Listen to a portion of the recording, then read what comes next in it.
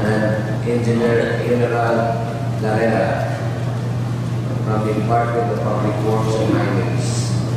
And the subject is we propose construction of Davao Southern Bridge. We will be making presentation. And we also acknowledge the presence of our department heads for discussion and probably comments for questions to the presenter. The Honorable ESOP.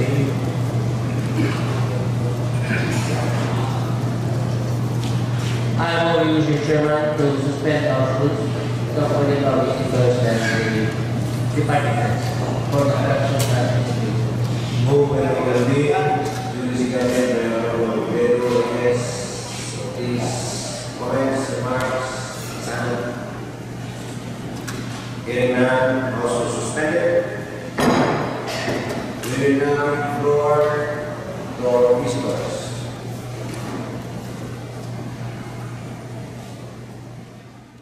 Okay, so the final report prepared by Era and Engineers International, Mayport Engineering Consultants, and Nippon Steel and Sumitomo Metal Corporation. The floor now is given to Engineer from DPW's Regional Office. Madam Engineer Utera. What's your name, ma'am? Agnes Aldan. For the record, ma'am, you are the planning officer? I'm Chief of the Highway Design Section sa Planning and Design Division of the Regional Office.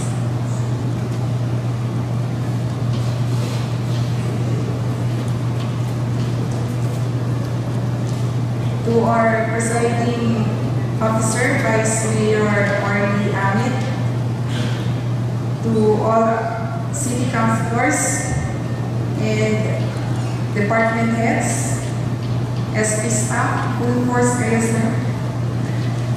Good morning. Last time I made this presentation sa regular session na sa Tunian, Paglalawin ng Davao del Norte. And that time, our Honorable City Councilor Dan Gervasio already signified his intention to invite us to make this presentation also sa inyo, so you will be informed of the status of the Davao Southern Bridge.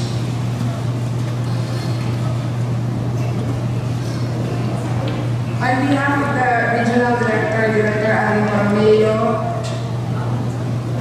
we would like to thank the City Government of Ilocos for inviting us to this regular session at the Sangguniang Panlungsod.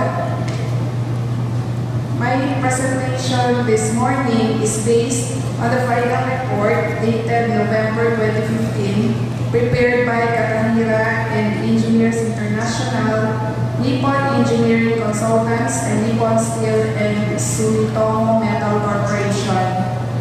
We would like to inform the August body that this project is being processed and facilitated by our central office, and our role in the regional level is to provide technical assistance during data gathering activities of the Japanese team.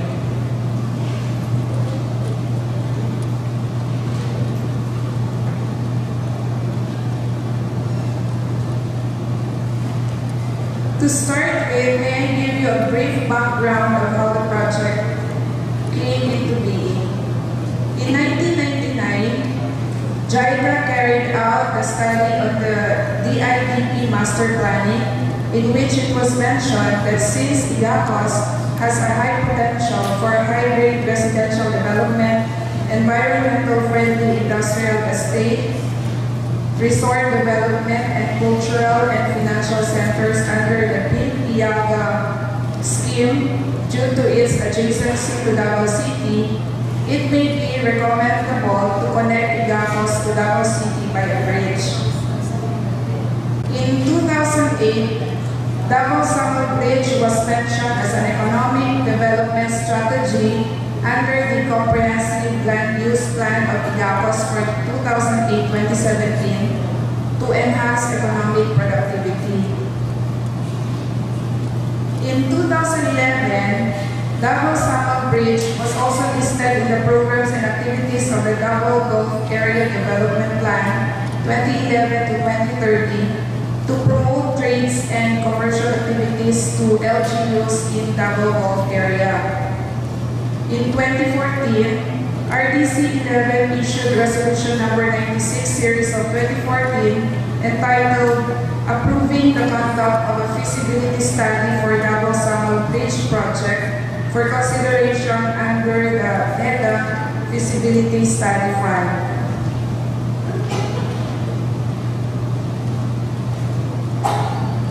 Considering the technical complexity of the proposed project, which may require new engineering technology, DPWH requested in June 2015 from Japanese Ambassador Kazuhide Ishikawa for technical assistance grant for the conduct of feasibility study under the Ministry of Economy, Trade and Industry, or METI, Government of Japan.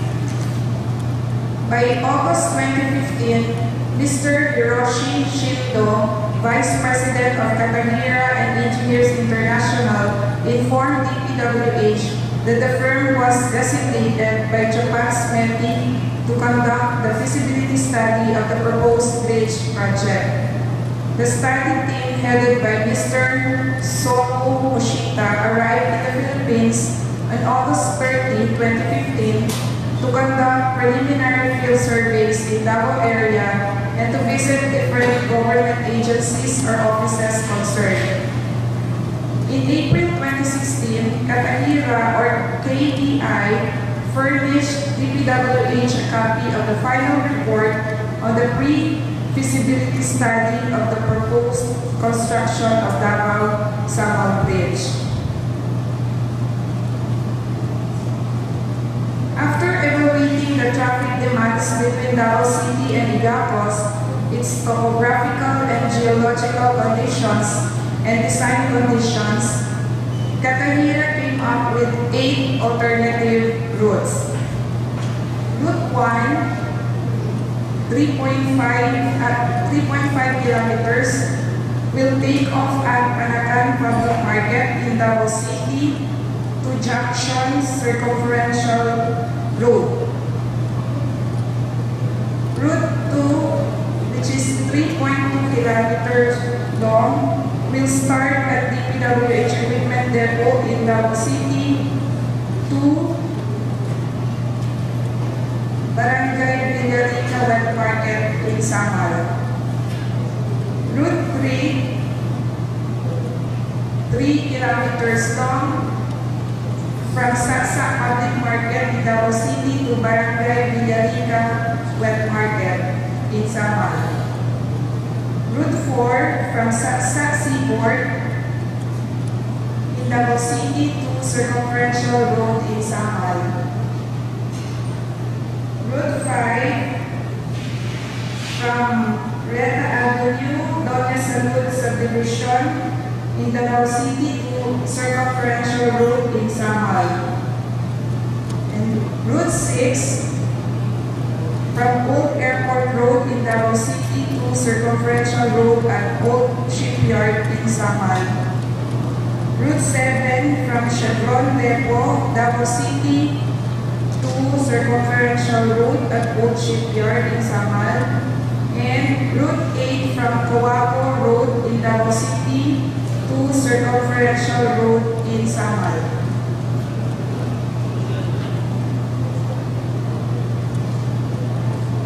From the identified 8 alternatives, proposed alternative number 6 and number 7 were selected.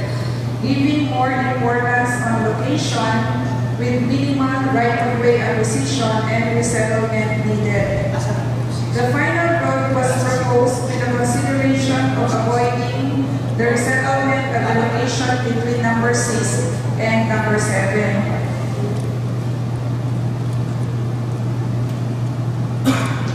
Likewise, for the bridge, several alternative bridge types were compared and selected.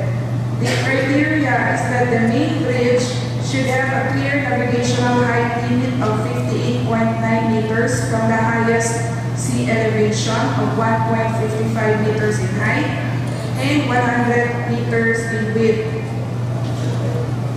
Furthermore, due to the proximity of the proposed bridge structure to Davao Airport, it should have an aeronautical height limit lower than 74 meters for the main bridge. As a result of the comparison of alternative schemes, 3-span steel truss main bridge and steel box girder bridge approach viaducts were proposed. 2 lanes of 3.5 meter wide travelway and 2.5 meter wide shoulders are proposed for slow-speed vehicles and broken-down vehicles to prevent slowing down the travel lane speed, together with 1.5 meter wide sidewalk at one side only. The total project cost is estimated to be equal to 16.47 billion pesos. For Yan loan portion, total amount is 15.95 billion pesos or 43,362.2 yen million that involves the construction of main bridge, approach viaducts, double interchange, double pedestrian staircase, and access roads, plus consulting services and other contingencies. For Philippine portion, total amount is 0.522 billion pesos or 1,418 yen million that involves relocation of utilities and removal of existing structures, non-acquisition cost, compensation for houses and shops, and compensation for trees and other contingencies. Again, the total project cost is equal to 16.47 billion pesos. If the project is to be implemented with the Japanese yen loan, the implementation steps are as follows. Loan request and JICA preparatory survey in 2016, exchange of notes and loan agreement and selection of consultant in 2017, and consulting services for detailed design and assistance from last quarter of 2017 to 2019. In parallel with consulting services, the Philippine side is to undertake land acquisition, resettlement of process and structures, and relocation of utilities, also from last quarter of 2017 to 2019. Finally, the plan is for construction to start by mid of 2019 up to 2024.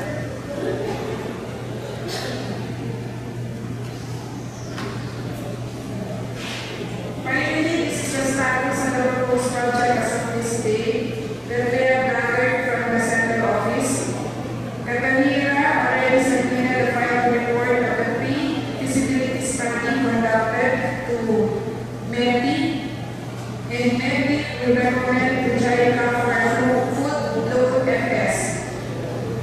The Philippine government, on the other hand, through DPWH, will endorse the Department of Finance through NECA for possible funding of FS. This will be done by the planning service in the department. The intention of the government is to complete the construction at least 5 years within the term of President Duterte. So that ends my presentation for the Davao Bridge project. Again, I would like to thank the city government of Ilocos for the continued support for all projects in the bridge. Okay, you heard the presentation. I there are clarifications and questions that you wanted to ask from the chair,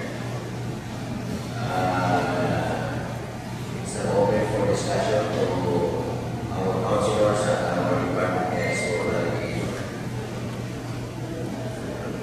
Ma'am, kung nagmumang sa iyo, kung saan lang yung place ma'am sa ilang lanes? Question, 2 lanes na 3.5 meters or total of 7 plus total of 7 meters ang carriage niya. Then 2.5 meters and 45 meters for shoulder. So ang total niya is 12.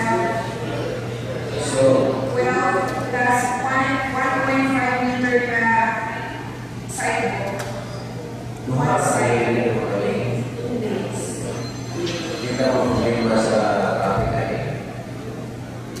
And how much is that? This is a result of the study made by the Canada. So, action area for biking and walking. Ang shoulder niya, hindi sa nautan. Hindi siya connected sa banda. Ito sa pinag-media. Okay, pero na walking area. I have a 5 meter cycle. One side. Biking. Jogging si Ramon Puminares, media. Punes. Basic study. Physical. Siya sa PFS. So, hindi pa siya required to send kay magkano pa sa full PFS. So, that's the time na mag-alert na kasi structure na i-construct after the full PFS. Lagi kaya ang mga bridge compromise sa Davao karon, if you can observe, datong mga lanes, nag-choke ang traffic. So, ang iiwan sa city at Davao, traffic sa Davao del Norte, ipang-expand na ron ang 2-lane bridges to 4. Kaya kasi sa national roads, especially yung mga priority corridors na mga 6 lanes na ginagawa. 6 lanes.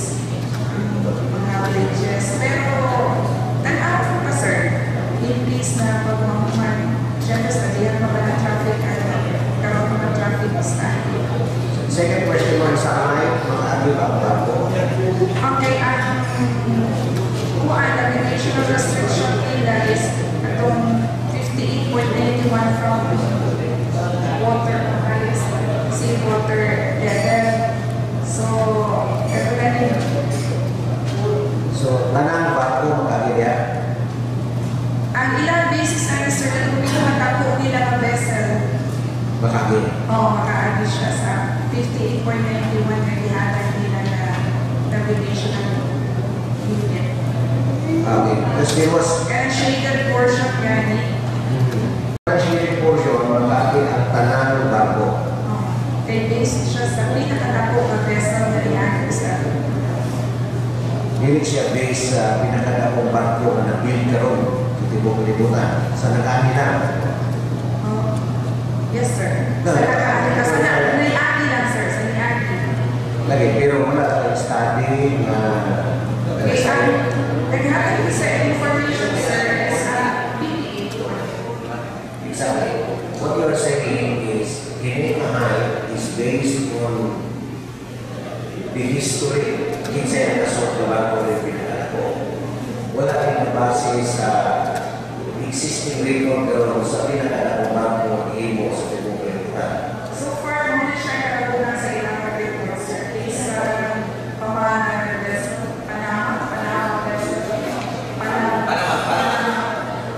Panama is the biggest so far in the entire world. Sa iari na, sir. Okay. The question number is, Hinay is based on an activity ng barko. Hindi sa nakabase sa record karon ng imo pinakadakong barko. Kaya ang pistari sa una mga diskusyon na isigaling siya sa barko, nagtutong dito ang barko sa iwas this time, open siya for highways pa. Okay, consider that. Yes, for the question. That's the question mamaya sa community. So, Thank you, Mr. Chairman. Actually, the question na ako to dito, Mr. Chairman, regarding sa water pipe and the sufficient power supply. Actually, ma'am, I'd like to inform you that we have already a resolution, no? Pwede include power transmission line and the water pipe. Considering that that was the best water, the best water in the world. So, kailangan na po na it would be possible na makikita sa design na to upgrade. Pwede na po siya i-raise ang concern na Senator Office start sa style.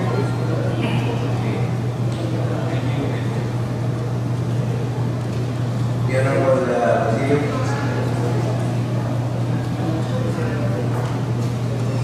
Thank you, Mr. Chairman. This is with regards to the budget of the facilities fund. I was thinking that the facilities fund was already complete, since this plan for the construction of some laboratories already been discussed for the feasibilities from the it is. And yet, it was now informed that the group of the DPWH will now be responsible for the possible funding from the DICAT. So, may akong pangutara kung baka ba ng budget na siguro ba yung mga priority para sa vida